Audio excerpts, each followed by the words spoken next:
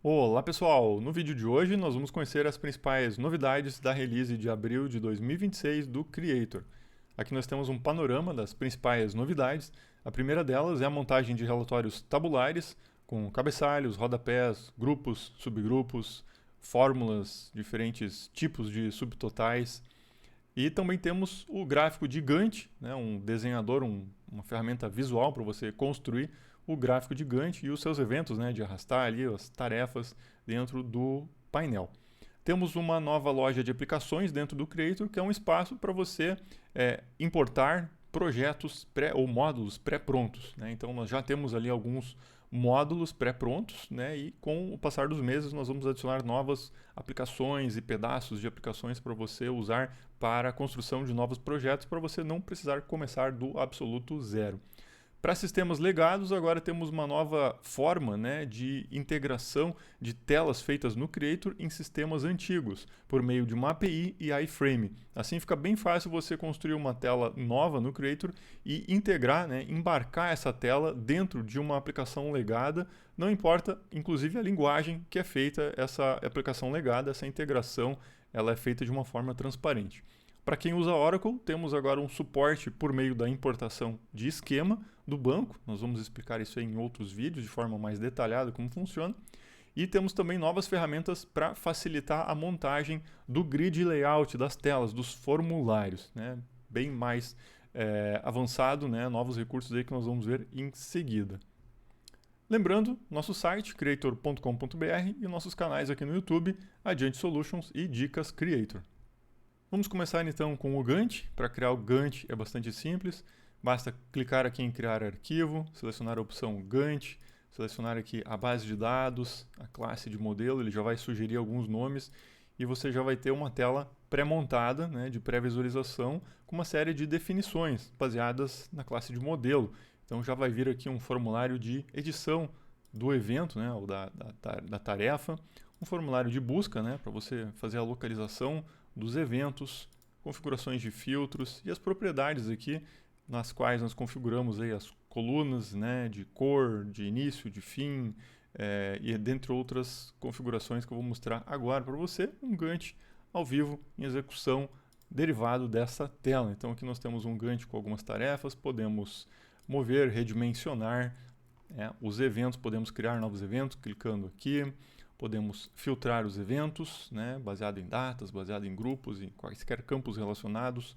Podemos trocar o módulo de visualização, né, meses, dias, zoom, modo de zoom, né, pequeno, grande, condensado e assim por diante. Então nós temos um Gantt bastante fácil, né, de criar, funcional, vem com o código-fonte, o design da interface em XML, o fonte todo já preparado para os eventos de salvar, excluir, mover, com os pontos de edição abertos para você poder alterar e customizar quando necessário. É extremamente simples e lembrando que aqui nós temos todo o nosso grid layout prontinho para você mover e ainda criar outros objetos aqui ao redor do Gantt.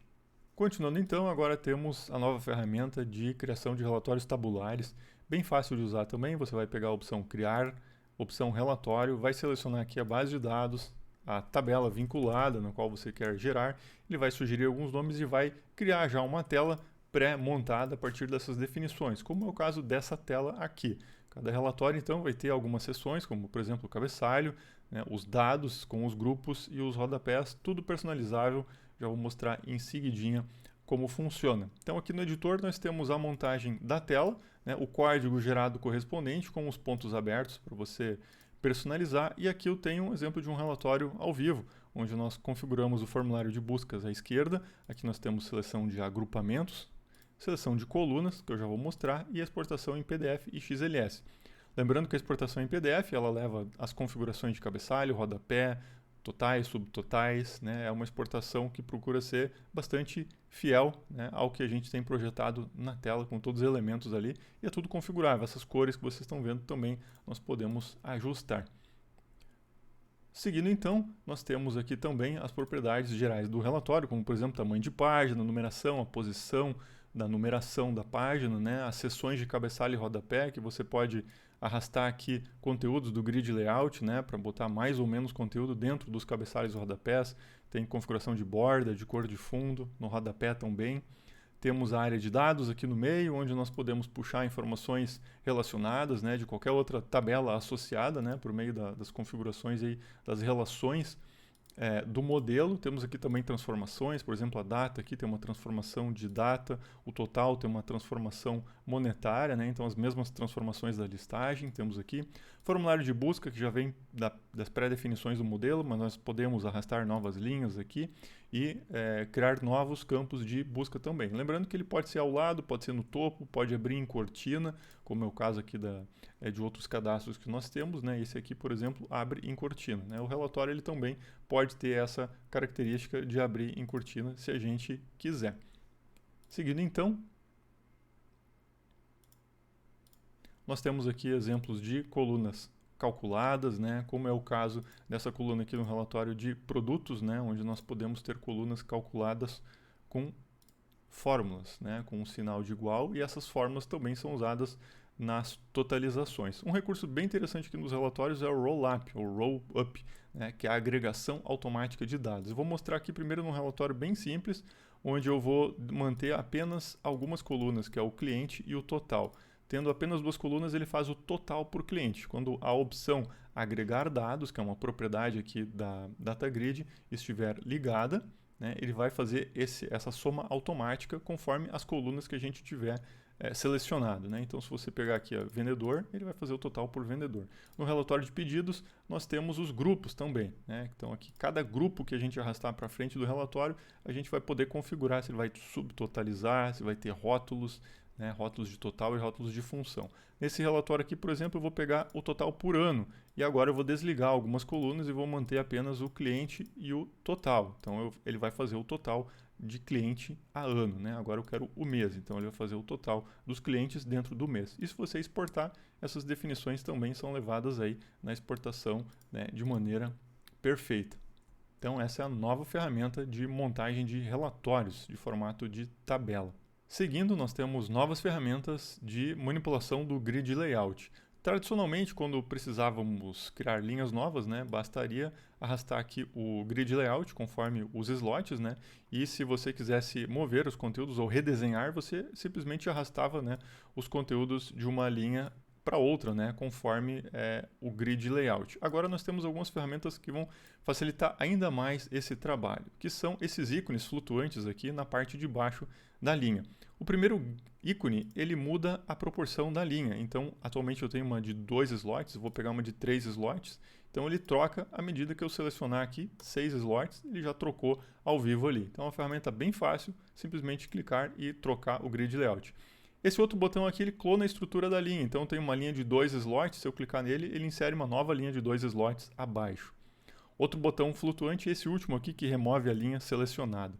Também temos outros botões aqui, que é o clonar linha, que clona a linha inteiramente, inclusive com o seu conteúdo. Só que para isso você vai ter que tomar cuidado para não repetir nomes de componentes, por exemplo.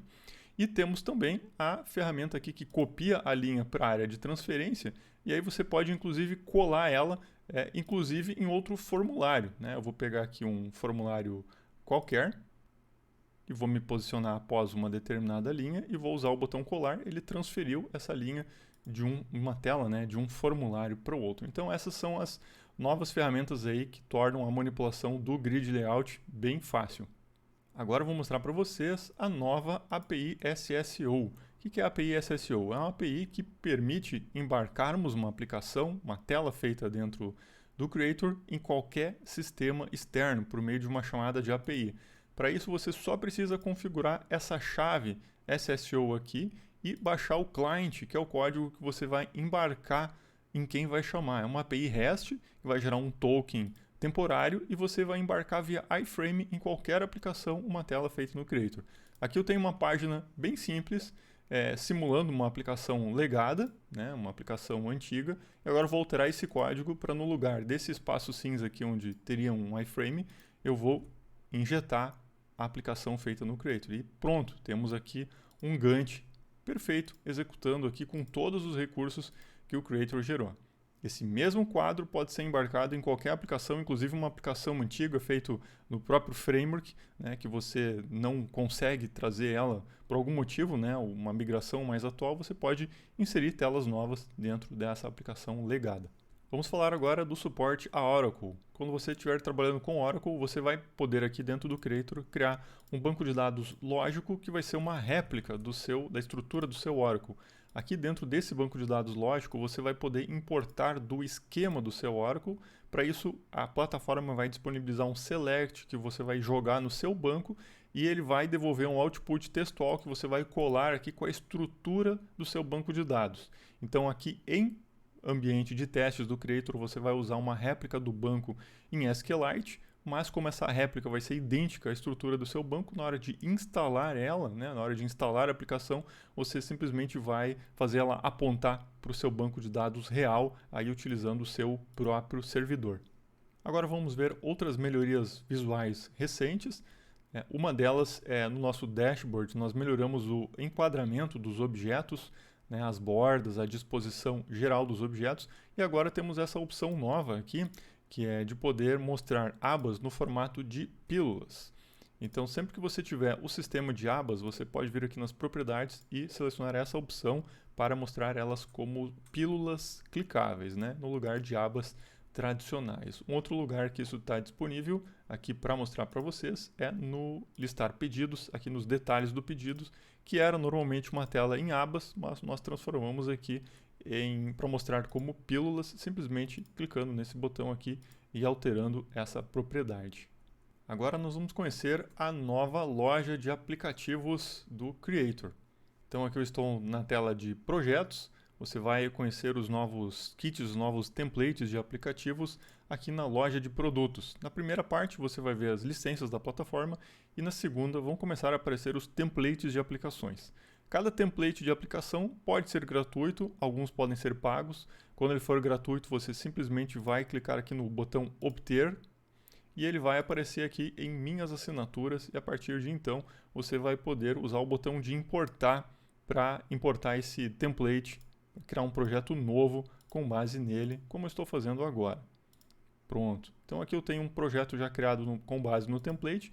Nós vamos ter vários, né? Alguns já disponíveis são cadastro de produtos, cadastro de pessoas, com todas aí as telas envolvidas nesse procedimento. Então é um recurso bem interessante para você não começar seu projeto do zero. Já vem com várias tabelas, várias páginas prontas aí para você construir uma aplicação.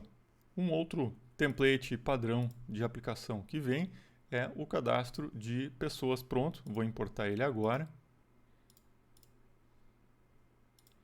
Vou abrir ele. Então já é um cadastro aí que vem com uma série de tabelas relacionadas e também uma série de páginas aí, como por exemplo documentos, relatórios, cadastros de clientes para você estar construindo um sistema sem partir do absoluto zero. Mais alguns detalhezinhos técnicos apenas para a gente finalizar bem. Um deles é a opção nova agora em parâmetros personalizados, que é o Keep Opened True. Se esse parâmetro tiver dessa forma aqui, Keep Opened True, a tela de salvamento, né, seja em cortina ou janela, vai se manter aberta depois da gravação. Com isso, caso você queira fazer uma gravação em lote, né, vários registros aí sem precisar fechar e abrir tela, você pode usar esse parâmetro novo. Ele dá um poder um pouquinho maior aí de personalização no ato de salvar o arquivo. Outra melhoria é aqui na atualização de programas. Agora o nosso atualizador vai ter um arquivo novo aqui que ele vai observar, que é o .crt_ignore. Se esse arquivo estiver no seu projeto localmente, você vai poder colocar dentro dele uma lista de pastas ou de arquivos para serem ignorados na atualização. Com isso, esses arquivos não vão aparecer aqui na árvore de diferenças, mesmo que estejam diferentes. Isso é bem interessante caso você tenha aí alguns arquivos personalizados e você não quer que eles apareçam nas diferenças, ou mesmo conectores de bancos de dados ou arquivos .sql que você não quer correr o risco de sobrepor a cópia local, você pode colocar no crt_ignore. Lembrando, esse arquivo tem um funcionamento similar ao .git_ignore, né, para finalidades diferentes, mas é para ignorar aí dentro da nossa ferramenta de atualização. Além disso, nós temos agora aqui nas classes de modelo uma nova opção em política de sequência, que é a opção de UID versão 7. Além disso, também podemos agora imprimir rótulos, etiquetas pequenas, por exemplo, produtos com código de barras, QR Code, imagens, dentre outros. Para isso, basta aqui no documento, em PDF, documento para impressão, escolher o tamanho de página apropriado. E agora nós temos vários tamanhos adicionais aqui, que são tamanhos de página para etiquetas, além dos tradicionais A3, A4, que nós já tínhamos. Além disso, também agora nos rótulos do sistema, nós podemos usar variáveis de seção, dentre outras expressões suportadas. Uma delas é session. O nome da variável de seção, entre chaves. Então você pode usar qualquer variável de seção ali dentro desse formato. Além disso, agora nós podemos também escolher aqui se o cabeçalho e o rodapé geral da aplicação vão estar visíveis ou não. Conforme a aplicação, você pode aí então selecionar essa opção. Também agora nos Kanbans vai estar habilitado a opção de arrastar o fundo. Com isso, basta você clicar e arrastar no fundo do Kanban horizontalmente e você move ele, além, claro, da barra horizontal tradicional que a gente sempre teve. Essa mesma função vai estar habilitada no Gantt. Também você vai poder clicar e arrastar, além de usar a tradicional barra de rolagem, Mais uma opção aí para facilitar. Esses são os principais pontos de melhoria, mas não são os únicos. Dá uma olhada, acompanhe nosso trabalho no nosso site, creator.com.br. Lá você vai ter acesso à criação de uma conta gratuita, tem todo o acesso ao EAD, com vídeos bem detalhados explicando cada um desses recursos que eu falei para vocês e muito mais. E também acompanhe nosso trabalho lá no Instagram, onde nós temos posts aí semanais mostrando os recursos e as novidades que a gente vai lançando.